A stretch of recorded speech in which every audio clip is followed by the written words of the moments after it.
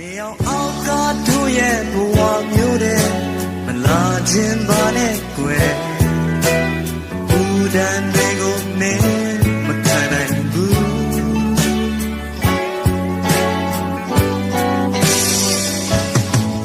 ကြောင်လေးနဲ့သူ့ဘဝလာမိုင်းညာမလာခြင်းနဲ့